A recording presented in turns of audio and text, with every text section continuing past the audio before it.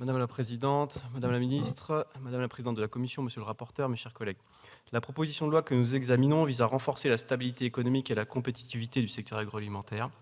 L'agriculture et l'agroalimentaire sont au cœur de notre souveraineté, de notre économie et de notre identité. Nous en conviendrons presque tous, il s'agit d'un enjeu fondamental pour notre pays. Reste cependant à savoir ce que nous mettons derrière ces concepts de stabilité et de compétitivité. Le texte vise à encadrer les relations commerciales entre producteurs, industriels et distributeurs pour réduire les déséquilibres inhérents au rapport de force entre, d'une part, une multitude de producteurs isolés et, d'autre part, quelques distributeurs structurés, avec, in fine, ne l'oublions pas, le consommateur. 18% des ménages d'agriculteurs vivent sous le seuil de pauvreté, contre 13% en moyenne pour les ménages actifs, soit un écart de 38%. Alors que les prix à la consommation alimentaire sont à peu près identiques à ceux de 1960, les prix agricoles ont, eux, diminué de 60%.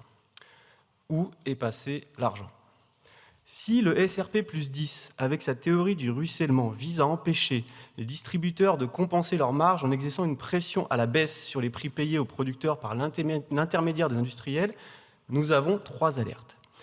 Premièrement, nous partageons la volonté de sécuriser les revenus des producteurs et de leur garantir une meilleure répartition de la valeur.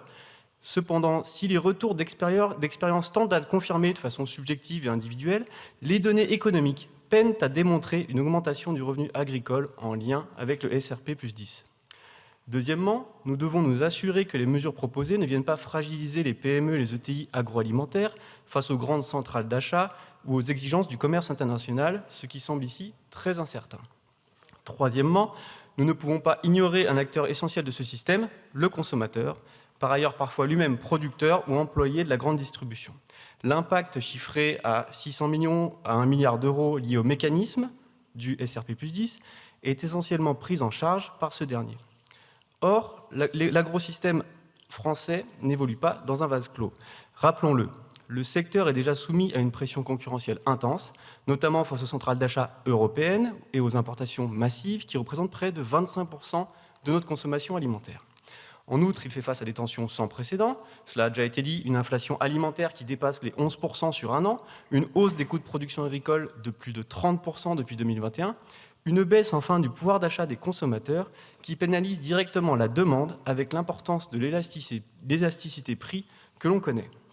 Dans ce contexte, imposer de nouvelles obligations sans consultation approfondie avec les organisations professionnelles pourrait engendrer des effets inverses à ceux recherchés, nuisant à la compétitivité plutôt que de la renforcer, avec un effet de domino de charges administratives potentielles.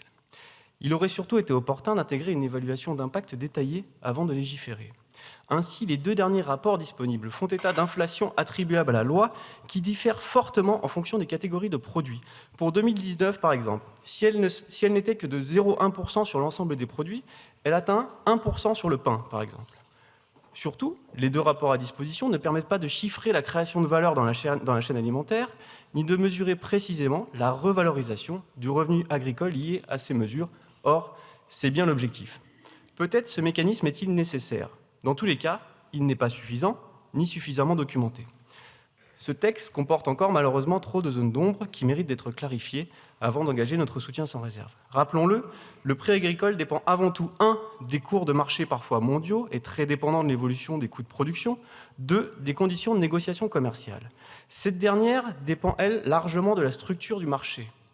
3 priorités nous semblent donc insuffisamment prises en compte par la présente proposition de loi.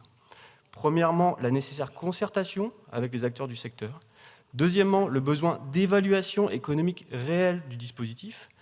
Troisièmement, l'impérieux rééquilibrage des forces sur le marché. Cela ne passera que par 1, des facilités de modernisation des exploitations et 2, une concentration du pouvoir de négociation afin d'être plus performant face à la concurrence étrangère tout en répartissant la valeur de façon homogène dans la filière agroalimentaire.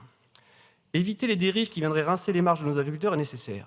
La proposition est cependant loin d'être suffisante, comme en atteste leur situation actuelle qui est dramatique, ainsi que le découplage entre prix alimentaire et prix agricole. Notre abstention aujourd'hui ne signifie pas un rejet, mais un appel à plus de concertation, d'évaluation et d'ajustement pour garantir que cette réforme soit un réel moteur de croissance fondé sur des données et non une rustine insuffisante basée sur une intuition. Je vous remercie. Merci, monsieur.